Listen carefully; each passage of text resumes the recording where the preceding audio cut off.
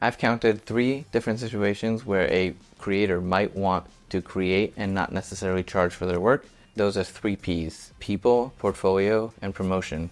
So if you're going to be meeting incredible people that are going to absolutely advance your career, then it might be worth it. So if working on a project means that you're going to be working with people that you never would have had exposure to otherwise, and it's a total in with them, and you're going to absolutely be advancing your career by making this move, then of course it's worth it. And for people that would say like never ever do discounts and never do free work, would be getting in the way of you having this amazing opportunity.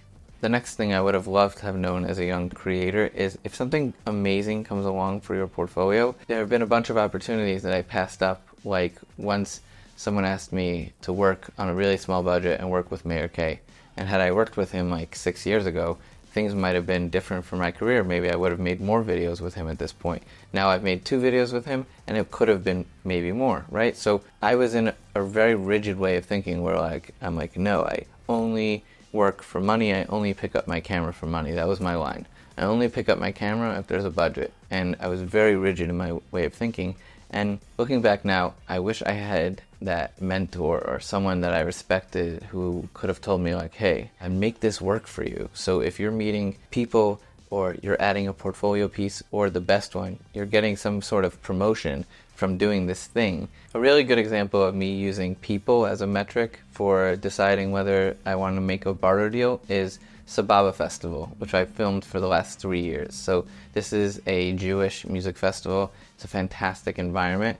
So Sababa actually hits all 3 P's for me because I'm interacting with incredible people I know have very common values to me. And secondly, it's huge promotion because the video that we post is on our YouTube. We do a bunch of sharing and collaborating on our Instagram. So every year we do this, and it's a barter deal, which in the past it would have been a total no for me. It would have been a non-accessible barter deal because of the rigid situation that I was in. Always pushing my limits with these documentaries, which create incredible portfolio pieces while I'm meeting amazing people.